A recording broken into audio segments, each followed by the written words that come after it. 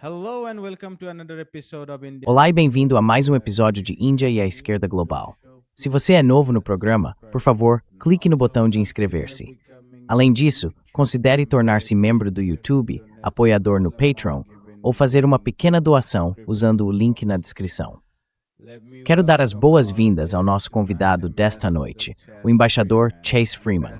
O embaixador Freeman é um ex-diplomata americano, autor e analista geopolítico.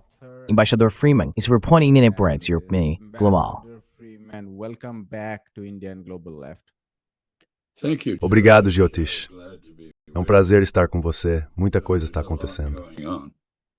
We had you on last time. Sim, tivemos você aqui da última vez, faz uns 10 dias, se não me engano, e você disse que a guerra era inevitável.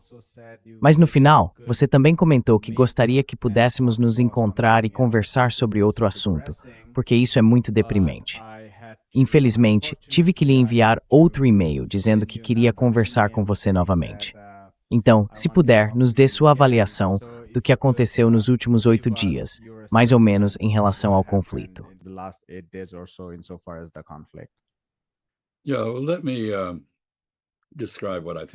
Deixe-me descrever o que acho que está acontecendo. Basicamente, em 29 de dezembro, houve uma reunião entre o primeiro-ministro Netanyahu e Donald Trump em Mar-a-Lago, o clube de Donald Trump na Flórida. Nessa reunião, eles concordaram com o ataque ao Irã. Portanto, as negociações que ocorreram em janeiro e fevereiro foram uma farsa. Elas serviram novamente como disfarce para a mobilização de forças, com o objetivo de realizar o ataque que foi finalmente lançado em 28 de fevereiro. O ataque faz parte da estratégia israelense. Não existe uma estratégia americana. Há um plano de campanha americano para implementar a estratégia israelense. O objetivo da estratégia israelense é devastar o Irã, eliminá-lo como concorrente por influência na Ásia Ocidental e, assim, facilitar o projeto da Grande Israel, que prevê que toda a região do Eufrates ao Nilo se torne um estado administrado por judeus, presumivelmente um estado de apartheid, como o próprio Israel é.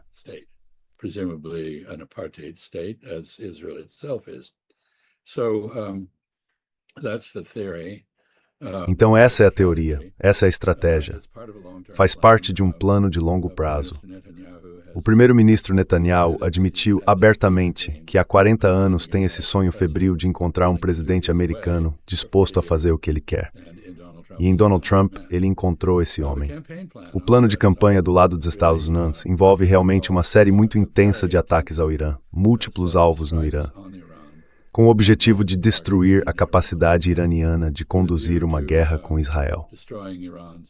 Mas esse plano de campanha, na minha opinião, está fracassando, pelo simples motivo de que os iranianos passaram 20 anos se preparando para uma campanha aérea contra eles. Quando acham que estão prestes a ser atacados, eles realocam os materiais ou equipamentos sensíveis que poderiam ser destruídos em um ataque para locais escondidos. To hiding places. Now let me talk about the Iranian strategy. Agora deixe-me falar sobre a estratégia iraniana, porque eles realmente têm uma estratégia. O primeiro ponto é que estão cansados e exaustos de provocações contínuas, assassinatos, ataques e negociações que servem como disfarce para ataques surpresa, e estão apostando tudo. Eles estão seguindo uma estratégia que não vai parar até alcançarem seu objetivo, que é devastar Israel. Em outras palavras, tendo recebido uma ameaça existencial de Israel, agora eles representam uma ameaça existencial para Israel. Desculpe, eu costumava presidir um grupo em Washington chamado Comitê pela República, e eles, de forma um tanto inoportuna, decidiram que este é o momento exato para me chamar de volta pelo visto. Enfim, espero que você possa cortar tudo isso. Deixe-me retomar.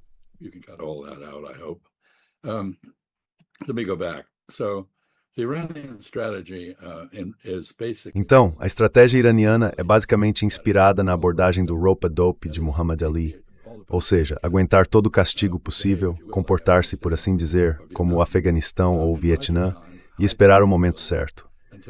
Esconder suas capacidades até que o outro lado esteja suficientemente exausto e então desferir o golpe de nocaute. Aqui vemos um padrão familiar da Guerra de Junho de 2025. O Irã começou a guerra utilizando sua munição menos avançada, numa tentativa de esgotar as capacidades de interceptação e defesa de Israel e dos Estados Unidos. E se a Guerra de Junho servir de referência, cerca de 10 ou 12 dias depois disso, Israel de fato terá esgotado sua capacidade de se defender. Logo em seguida, os Estados Unidos ficarão sem munições. Por quê?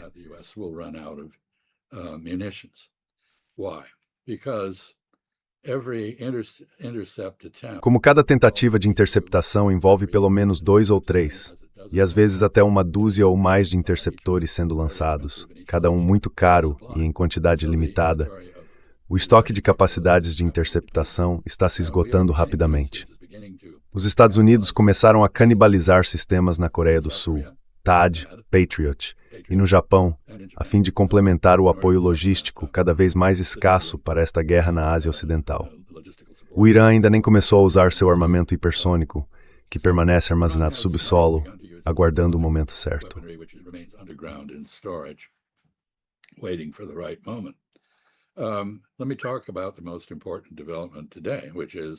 Deixe-me falar sobre o desenvolvimento mais importante de hoje, que é o fato de o presidente Pezeshkian, do Irã, em nome do Conselho Governante de 3 membros, que substituiu o falecido líder supremo Ali Khamenei, ter pedido desculpas aos países do Conselho de Cooperação do Golfo, Kuwait, Bahrein, Catar, Emirados Árabes Unidos e Omã, pelos ataques contra eles. Ele afirmou que isso ocorreu porque o Irã descentralizou deliberadamente seu comando militar após o ataque ao líder supremo e que pessoas estavam realizando ataques não autorizados.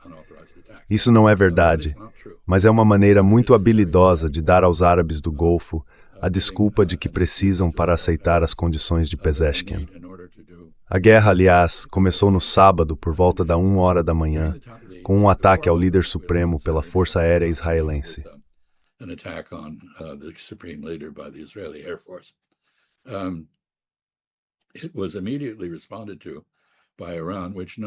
Foi imediatamente respondido pelo Irã, que derrubou a maioria dos sistemas de radar e outros equipamentos que os Estados Unidos haviam implantado na região. Há indícios de que todos os 5 radares THAAD, radares de defesa de área de grande altitude, foram destruídos. Um radar de $1,1 bilhão em Al Udeid, no Catar, foi destruído ou gravemente danificado. Eles não apenas eliminaram os olhos e ouvidos dos Estados Unidos na região, mas pelo menos uma dessas instalações estava voltada para a China e a Rússia. Assim, os Estados Unidos foram decisivamente enfraquecidos nesse aspecto. As bases americanas tornaram-se militarmente inoperantes. O pessoal foi evacuado para hotéis e o Irã então prosseguiu atacando esses hotéis.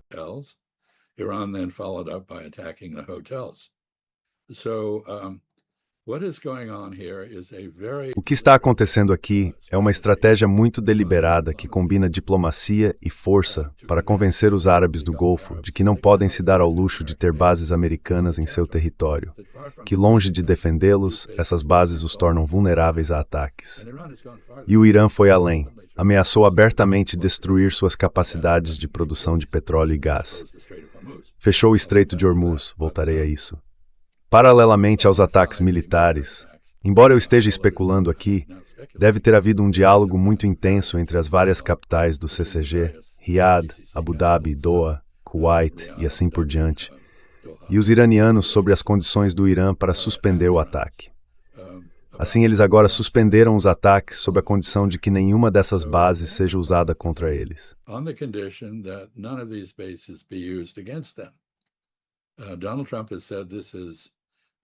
Donald Trump disse que isso é uma rendição iraniana aos árabes do Golfo.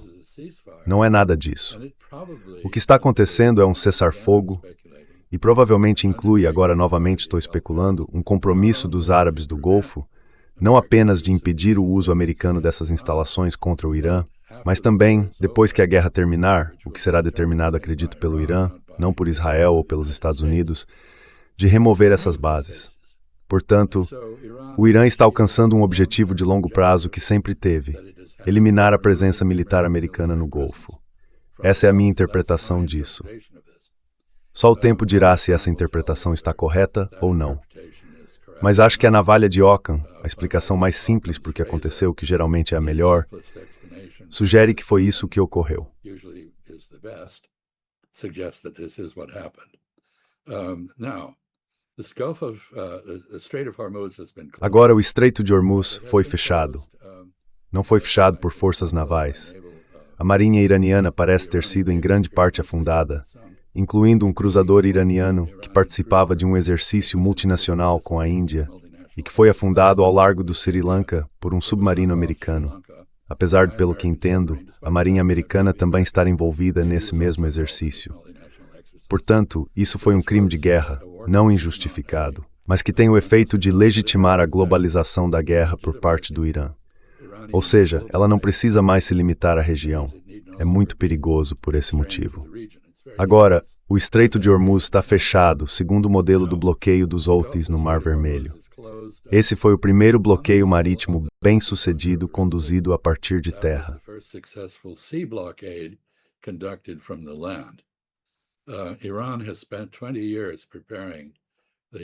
O Irã passou 20 anos se preparando para o bloqueio terrestre do Estreito de Hormuz. E embora Donald Trump tenha instruído a Corporação Financeira de Desenvolvimento Internacional dos Estados Unidos a intervir para fornecer seguro, agora que esse seguro não está disponível de outras fontes, eles não têm autoridade legal nem recursos para fazer isso. Portanto, suspeito que seja um gesto vazio, embora estejam em discussões com companhias de seguros. Em segundo lugar, ele ordenou que a Marinha dos Estados Unidos escoltasse quaisquer petroleiros que fossem corajosos o suficiente para tentar furar o bloqueio. Mas acredito que a Marinha dos Estados Unidos carece tanto de navios quanto de capacidade para fazer isso contra mísseis e artilharia baseados em terra que cobrem o estreito a partir da costa iraniana.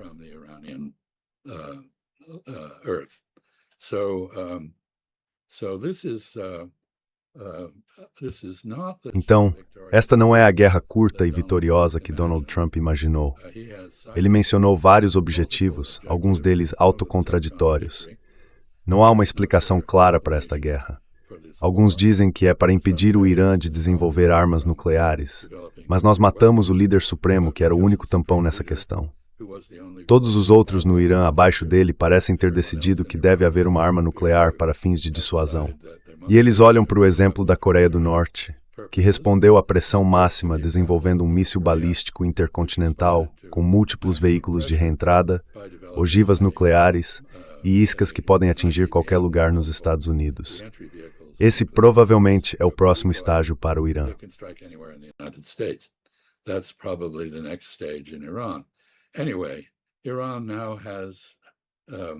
De qualquer forma, o obstáculo para o Irã tomar a decisão de construir uma arma nuclear foi removido, tanto porque o líder supremo que se opunha a isso foi assassinado, quanto porque a fátua que impedia o Irã de construir uma arma nuclear fazia uma exceção quando havia uma ameaça existencial à República Islâmica, o que agora existe explicitamente. Um segundo objetivo, supostamente, era conter as capacidades de mísseis iranianos contra Israel. E aqui há um argumento bastante complicado.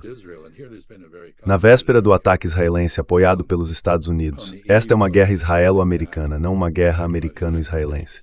Quero dizer, o principal agente é Israel, e o Irã sabe disso, razão pela qual está concentrado em causar estragos em Israel. E chegarei a esse ponto.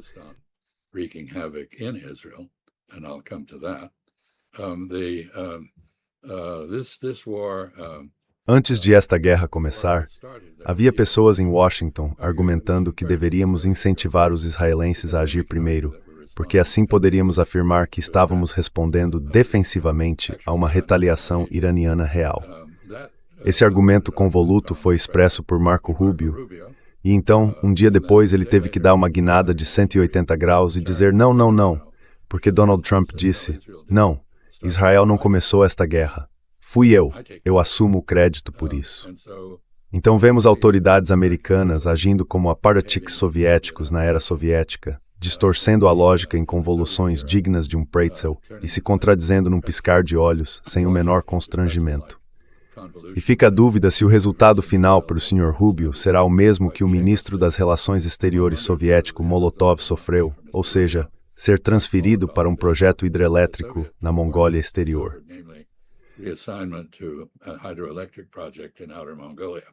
Perhaps Mr. Rubio will end up running a lemonade stand. Talvez o Sr. Rubio acabe administrando uma barraca de limonada em Tijuana, ou talvez em San Diego. De qualquer forma, no meio de tudo isso, devo acrescentar que o governo Trump está ameaçando o governo cubano de aniquilação. Portanto, há uma certa coerência aqui. A selvageria do recém-renomeado Departamento de Guerra está bem evidente. Permita-me, por fim, abordar a questão do que está acontecendo em Israel. Primeiro, devemos reconhecer que a censura militar israelense é muito eficaz. Ela é eficaz não apenas porque é aplicada com rigor às pessoas em Israel, mas também porque a mídia americana de orientação sionista a respeita. Assim, quando Israel diz algo, eles simplesmente repetem obedientemente. Quando isso é questionado, dizem, bem, não podemos verificar isso. Portanto, sabemos muito pouco, na grande mídia, sobre o que está acontecendo em Israel. So we know very little in the mainstream media about what is happening in Israel. There is an interesting clip from Há um vídeo interessante de um jornalista indiano, Braj Mohan, que acabou de postar isso no X, mostrando o que outras fontes estão dizendo. Ou seja, que a interceptação dos mísseis iranianos que estão chegando está falhando. Os danos são extensos. Lembro que na Guerra de Junho, 408 prédios foram destruídos em Israel e muitos israelenses ainda estão desabrigados por causa disso. Agora a situação é muito pior. O Sr. Mohan parece bastante em pânico em seu pequeno vídeo e está claramente renovado. Ele tem uma marca vermelha entre os olhos. A Índia está em uma posição muito desfavorável. O país praticamente não tem reserva estratégica de petróleo. Acredito que haja cerca de 9 dias e meio de suprimento na reserva estratégica de petróleo da Índia, enquanto a China tem 253 dias de reservas e o Japão pouco menos, mas ainda muito mais do que a Índia. quite a bit less, but still far more than India.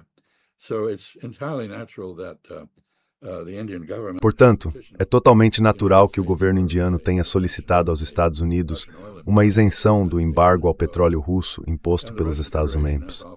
A Federação Russa se ofereceu para reabastecer a Índia com petróleo, que terá de ser entregue pelo Pacífico ou contornando a África. Assim, a Índia vai enfrentar quedas de energia. A que você acabou de vivenciar provavelmente não está relacionada a isso, mas as coisas vão ficar bem difíceis. O segundo efeito é que cerca de metade do suprimento mundial de fertilizantes acaba de ser interrompido. No hemisfério norte, isso ocorre justamente antes da temporada de plantio. Então teremos uma escassez de alimentos mais adiante. So we're going to have a food shortage down the road. And if we look at the energy picture, E se olharmos para o panorama energético, o Catar teve que interromper a produção de gás, tanto para exportação quanto para uso doméstico. Por exemplo, há uma fábrica norueguesa de alumínio no Catar que precisou ser fechada porque não há gás disponível para mantê-la em funcionamento. As instalações terrestres que produzem gás natural liquefeito no Catar também foram danificadas. Fomos informados de que levará muitas semanas, talvez meses, até que possam ser reativadas. Portanto, estamos em uma situação em que os Estados Unidos e Israel, seguindo as ambições de longo prazo de Israel, iniciaram uma guerra que não será a guerra curta e vitoriosa que seus defensores imaginaram, mas sim uma longa guerra de atrito, na qual a capacidade industrial, os estoques de armas e os equipamentos de defesa decidirão o desfecho, juntamente com a capacidade de suportar perdas.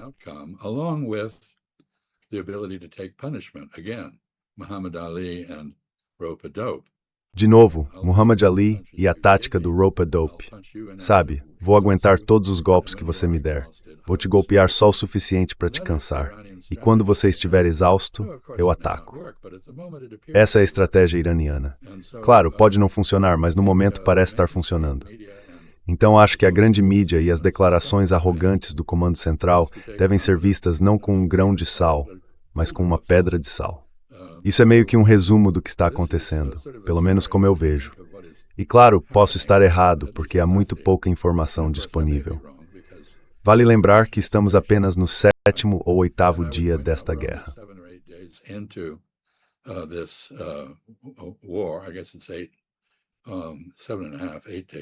Acho que já se passaram 7 dias e meio, 8 dias agora, e isso vai continuar por um bom tempo. Acho que provavelmente no meio da próxima semana, por volta dos dias 10, 11 ou 12 de março, veremos se estou certo sobre a capacidade dos Estados Unidos e de Israel de se defenderem contra mísseis hipersônicos, que é praticamente inexistente de qualquer forma, essencialmente eliminada. Estamos ouvindo conversas vindas do Pentágono sobre recorrer a mísseis de cruzeiro lançados do ar, ou seja, manter-se a centenas de milhas de distância e disparar mísseis contra alvos no Irã. Mas a suposição aí é que os Estados Unidos já tenham eliminado as defesas aéreas iranianas. That the United States has wiped out Iranian air defenses. I think it's an open question whether it has or not.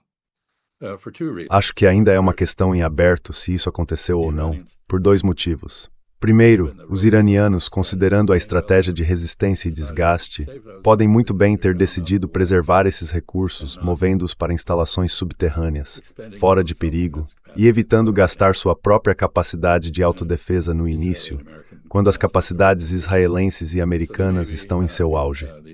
Portanto, essas capacidades de defesa aérea podem ainda existir, prontas para serem utilizadas quando necessário ou apropriado. Segundo, a avaliação de danos de batalha em uma guerra aérea é extremamente difícil. Um amigo me lembrou da campanha aérea da OTAN e dos Estados Unidos contra a Sérvia, na guerra para dividir a Sérvia e retirar o Kosovo de seu território. Remove Kosovo from it. The Serbs had apparently 17 launchers. Aparentemente, os sérvios tinham 17 lançadores para suas defesas aéreas, e relatamos ter destruído 64 desses 17. Então, quero dizer, lembro-me do meu tempo como embaixador durante a Guerra do Golfo, de 1990 a 1991, quando nossa Força Aérea e a Força Aérea Israelense anunciavam continuamente a destruição de lançadores de mísseis Scud iraquianos, e depois descobriu-se que eles não haviam sido destruídos. Vimos vídeos de mísseis sendo lançados debaixo das areias, ou seja, eles estavam em silos cobertos de terra com apenas uma camada muito fina entre eles e o céu. E então, de repente, eles irrompem de algo que parece um deserto vazio. Portanto, não sei se o Irã está escondendo certas coisas, mas suspeito que possa estar.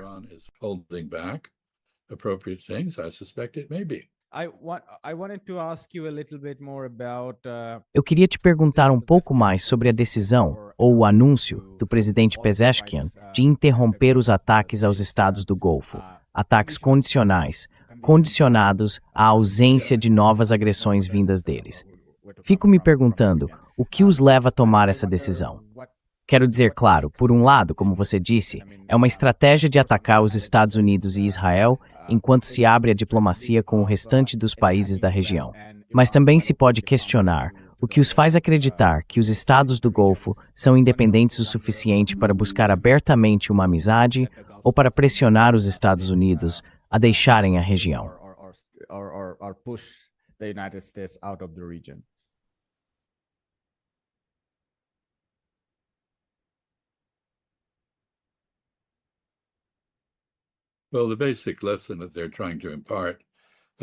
Bem, a lição básica que eles estão tentando transmitir, ao que me parece, é que a chamada defesa dos estados do Golfo contra o Irã ou outros agressores saiu pela culatra. Na verdade, não façam isso. Eles justificam os ataques iranianos contra esses mesmos estados. Portanto, em vez de serem uma fonte de proteção, são uma vulnerabilidade e por isso devem ser removidos. Essa é a lição fundamental que o Irã tem tentado enfatizar.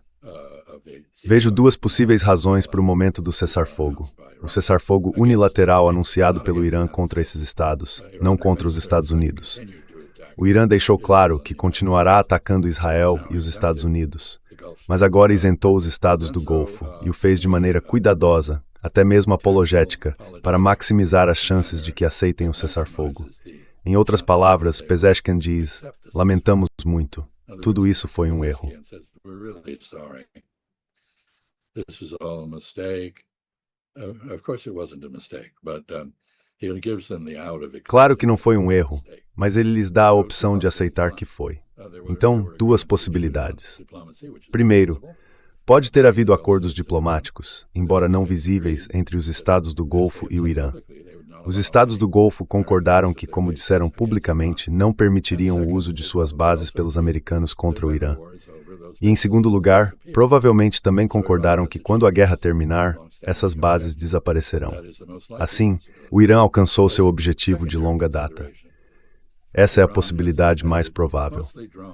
Como consideração secundária, o Irã utilizou principalmente drones e muito poucos mísseis nessas bases. Pode querer guardá-los para uso futuro contra os Estados Unidos e Israel, tendo em sua visão já transmitido sua mensagem aos árabes do Golfo. Portanto, acredito que este é um desenvolvimento muito importante, e não acho que seja, como Donald Trump sugeriu, uma rendição iraniana aos árabes do Golfo.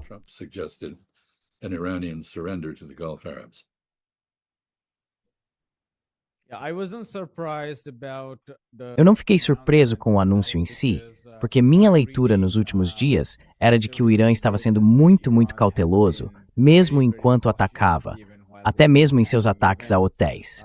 Eles vieram a público e justificaram dizendo: só atacamos os hotéis porque havia pessoal dos Estados Unidos que havia se refugiado lá. Basicamente afirmando que ainda estavam mantendo aquela distinção entre atacar ativos militares e todo o resto. Então isso não me surpreendeu.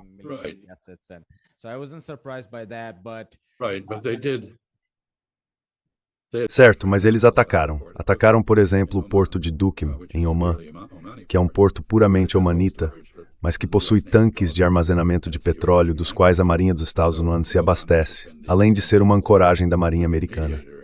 Então, Omã, que tem sido o mediador indispensável e neutro nessas negociações de fachada, acredito que Omã está horrorizado por ter sido usado dessa forma 2 vezes. Mas o ministro das Relações Exteriores, Badr al-Busaidi, deixou muito claro que havia um progresso real sendo feito nas negociações pelos iranianos. Eles haviam ido muito além do chamado JCPOA, ou Plano de Ação Conjunto Global. Tinham concordado em abrir mão de qualquer armazenamento de material substancialmente enriquecido e em voltar a níveis baixos de enriquecimento.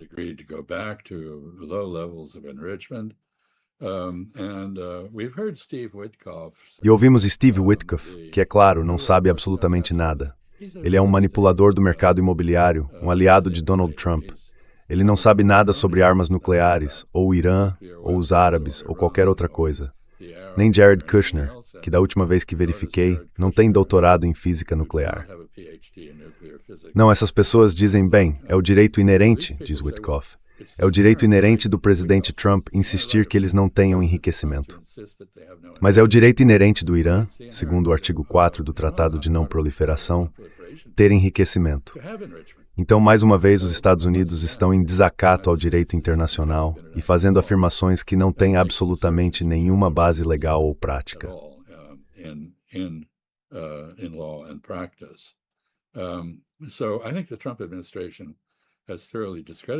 Então, acho que o governo Trump se desacreditou completamente no exterior, não apenas com esse ataque não provocado envolvendo Israel, mas também pela forma como se vê 5 pessoas em uma escola feminina em Minab.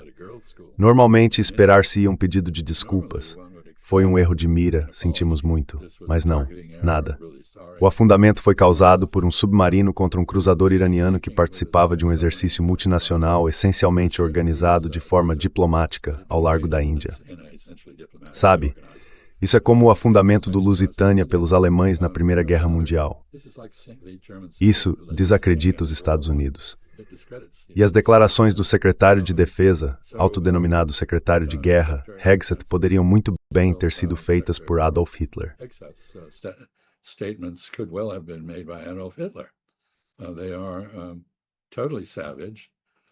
Eles são totalmente selvagens. Ele rejeita as chamadas instituições internacionais. Ele diz as chamadas leis internacionais. Ele afirmou que não deveria haver regras de engajamento, nenhuma restrição. O objetivo, você sabe, é destruir, assassinar e eliminar o poder iraniano. Isso já é ruim o suficiente no plano internacional. Mas internamente, temos uma situação em que a impunidade israelense depende inteiramente do apoio dos Estados Unidos. E esse apoio está desmoronando rapidamente. O público americano não apoia essa guerra. Até alguns republicanos que normalmente se comportam como membros de um partido leninista, seguindo as decisões do grande líder, estão condenando isso.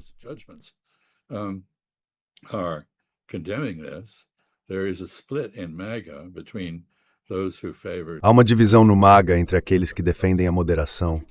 Tucker Carlson e Marjorie Taylor Greene vêm à mente como os dois porta-vozes mais proeminentes dessa visão, e os belicistas como Lindsey Graham. A base de apoio à continuação da guerra, ao MAGA e ao presidente Trump está sendo rapidamente corroída por isso. Acho que a declaração de que Cuba é a próxima é uma tentativa de contornar essa realidade, mas não acredito que vá dar certo. Isso é um desastre para os Estados Unidos, para Israel e para o Irã. Claro, o Irã está sendo duramente atingido.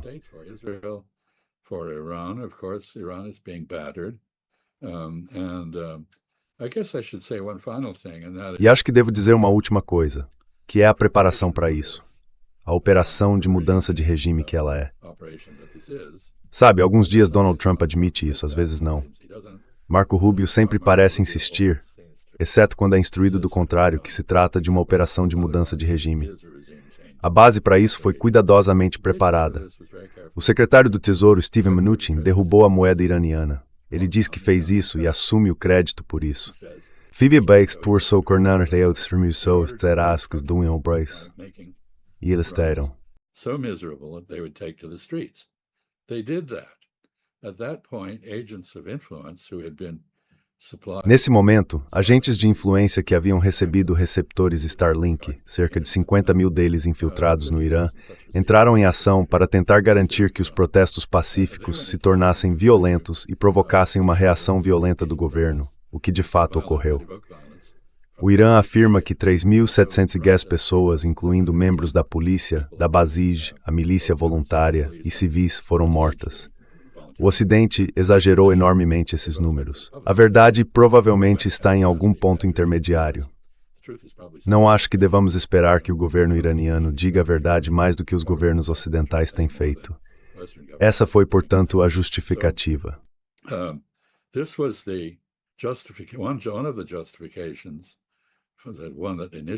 Uma das justificativas que inicialmente vieram de Donald Trump foi que havia violações de direitos humanos no Irã.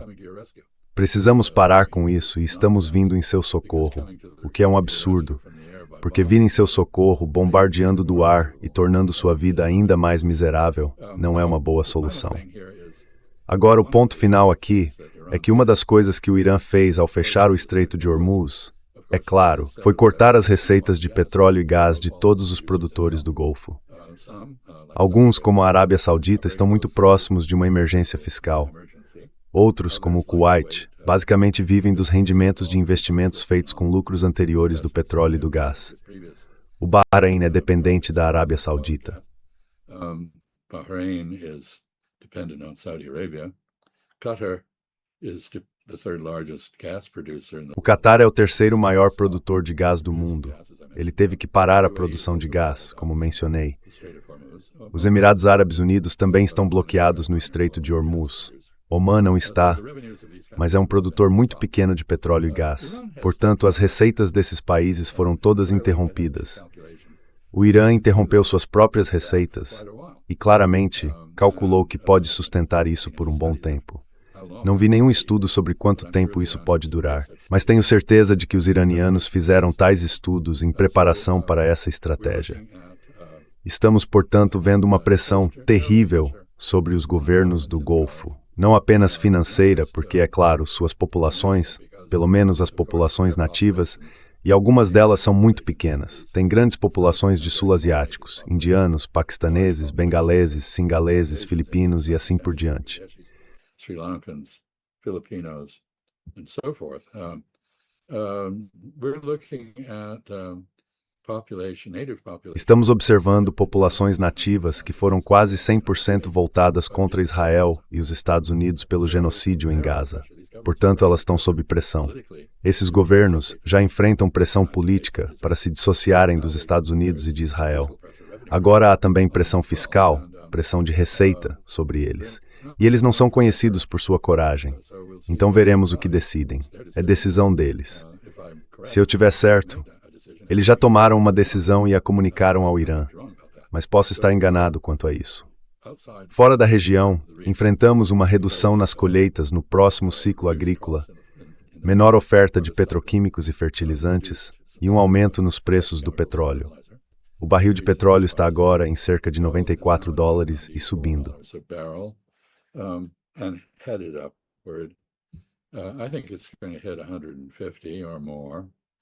Acho que vai chegar aos 150 ou mais. Isso significa que nos Estados Unidos, que tem uma política de tentar manter os preços da gasolina baixos para beneficiar os consumidores e agradar os eleitores, veremos o preço da gasolina dobrar. Sim, isso é o mínimo nas bombas. Então teremos o 4,50 em grande parte do país, o 7 ou 8 dólares, talvez até o 9 dólares na Califórnia. E à medida que nos aproximamos das eleições de meio de mandato, supondo que Donald Trump não consiga impedi-las, como gostaria, os eleitores não vão estar de bom humor em relação a isso. E isso, portanto, pode ser o fim do MAGA e de boa parte do Partido Republicano, se os eleitores decidirem se vingar. Então, isso é um terremoto, e dos grandes na escala Richter.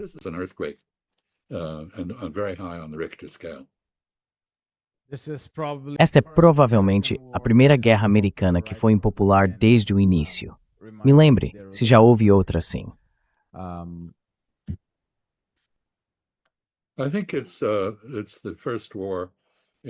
Acho que esta é a primeira guerra em que sofremos esse nível de dano à infraestrutura e à presença. Em outras palavras, normalmente somos imunes. Fazemos guerra por meio de intermediários. E deixe-me apenas mencionar o impacto desses intermediários aqui, porque também é considerável. Se os Estados Unidos estiverem concentrados em reabastecer os estoques de Israel e os seus próprios, não poderão disponibilizar esses suprimentos aos europeus para transferirem à Ucrânia. Então a Ucrânia acabou de sofrer um golpe estratégico que pode ser fatal. Sabe, tudo isso mostra, George, que antes de começar uma guerra, é preciso definir objetivos claros e viáveis.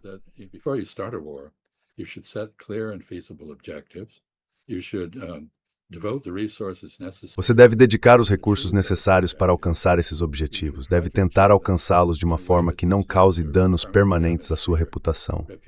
E deve ter um plano para encerrar a guerra. Nós não temos um plano para encerrar esta guerra. E não acho que sejamos capazes de fazê-lo. Porque, como eu disse no início, o Irã está jogando para valer. Eles querem destruir Israel como uma ameaça para eles. O Irã pode ter sido uma ameaça potencial para Israel, mas Israel é uma ameaça muito real para o Irã.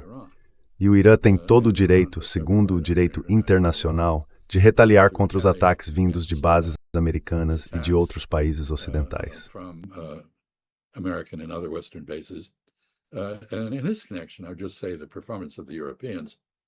E nesse sentido, eu diria que o desempenho dos europeus tem sido incrivelmente desastrado, mal pensado e fatal para a reputação da Europa. Alguém como Zacharias Stamrow diz: bem, não vamos apoiar esta guerra a partir de Diego Garcia, de Chipre, ou das bases da RAF na Grã-Bretanha. E logo em seguida afirma: não, precisamos proteger os árabes do Golfo do ataque não provocado do Irã. Quero dizer, Orwell se reviraria no túmulo com isso. E outras declarações. Macron dizendo, bem, isso deve mostrar ao Irã que ele deve negociar de boa fé. Mas ele negociou de boa fé e os Estados Unidos é que não fizeram. Então volto à analogia soviética. Nem mesmo os europeus o fizeram. Even the Europeans didn't. There was a Houve uma também por parte do X-Wing. Yeah. Sim, claro. Mas eu não sei em que aspecto eles se diferenciam dos membros do Pacto de Varsóvia. Sob a União Soviética, sempre que a União Soviética mudava de posição, um dia Hitler era o grande monstro. E então, depois do Pacto Molotov-Ribbentrop, não, temos que apoiar o Pacto Soviético com a Alemanha nazista. E você sabe, tudo isso está correto. E então entramos na Guerra Fria, e toda vez que a União Soviética muda de rumo, faz algo realmente tolo, como invadir o Afeganistão, todo mundo no Pacto de Varsóvia faz o que o Congresso dos Estados Unidos e os europeus fazem, ou seja, levantam-se e aplaudem. Você perdeu seu poder de novo?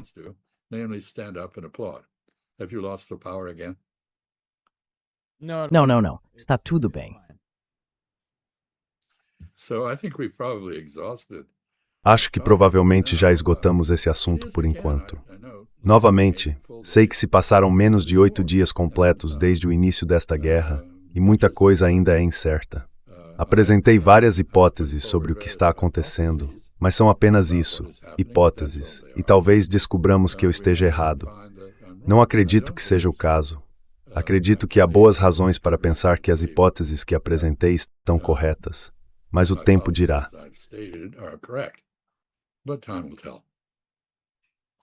Vamos encerrar por aqui, Embaixador Freeman. Muito obrigado pelo seu tempo. Bem, obrigado, Mudyar Jyothishman, e espero que a energia continue ligada em Delhi. Sim. Yes. Hi, my name is Ayushman. Oi, meu nome é Ayushman. Eu, junto com Jyothishman, criamos esta plataforma. Nos últimos 2 anos, temos tentado produzir conteúdo para as forças de esquerda e progressistas. Até agora, entrevistamos economistas, historiadores, comentaristas políticos e ativistas. Se você gostou do nosso conteúdo e quer que construamos um arquivo para a esquerda, tenho 2 pedidos para você. Por favor, considere fazer uma doação para a causa. O link está na descrição abaixo. E, se não puder fazê-lo, não se sinta mal. Você sempre pode curtir e compartilhar nossos vídeos com seus camaradas.